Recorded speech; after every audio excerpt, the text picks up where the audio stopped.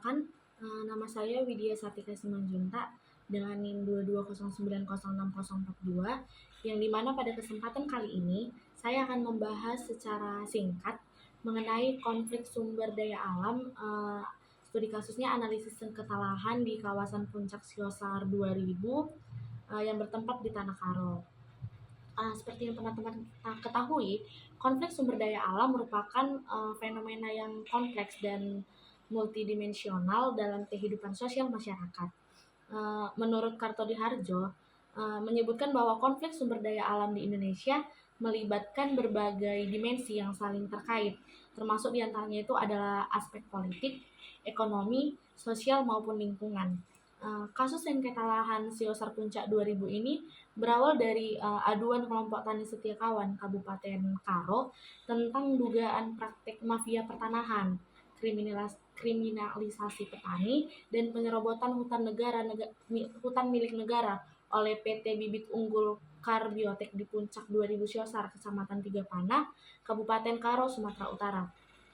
Dampak yang diakibatkan dari konflik ini ialah dampak ekonomi, yang dimana penurunan pendapatan masyarakat, yang dimana jadinya lahan yang lebih kecil dan kualitas tanah yang kurang subur ini mengurangi potensi hasil pertanian warga.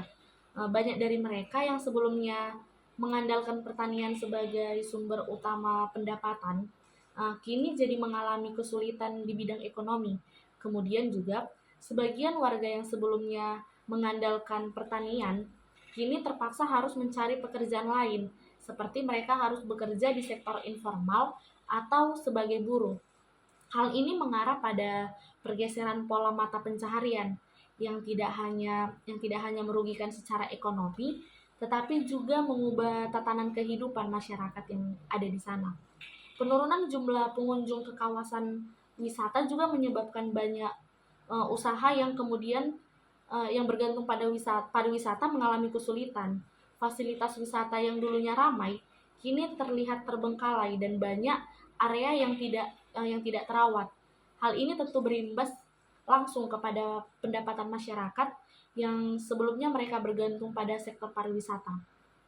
Tentunya peningkatan peran pemerintah daerah dalam menyelesaikan konflik sangat penting, yang dimana pemerintah daerah harus berperan aktif dalam memfasilitasi dialog dan mediasi antara masyarakat langsung dengan PT Bibit Unggul Karbiotek.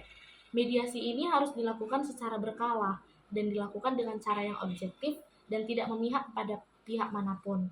Pemerintah daerah juga harus memastikan penerapan aturan yang adil dan transparan dalam pengelolaan tanah, termasuk penegakan hukum terhadap pelanggaran-pelanggaran yang telah dilakukan. Dalam upaya penyelesaian konflik ini, diperlukan pendekatan yang komprehensif dengan melibatkan seluruh pemangku kepentingan. Langkah-langkah konkret yang perlu diambil meliputi pemetaan partisipatif dan penetapan batas wilayah yang jelas, penguatan status hukum kepemilikan tanah melalui beberapa proses sertifikasi, serta pembentukan forum mediasi yang melibatkan tokoh adat, pemerintah, dan masyarakat juga.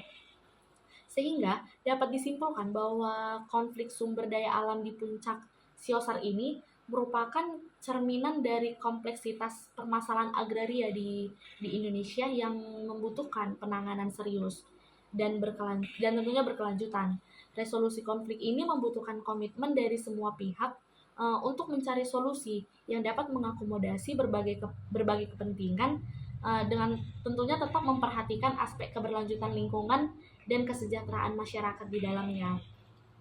Peningkatan kapasitas kelembagaan adat dalam pengelolaan konflik juga menjadi salah satu kunci penting dalam mewujudkan penyelesaian yang berkelanjutan dan tentunya tetap adil di pihak manapun. Sekian penjelasan dari saya mengenai konflik sumber daya alam.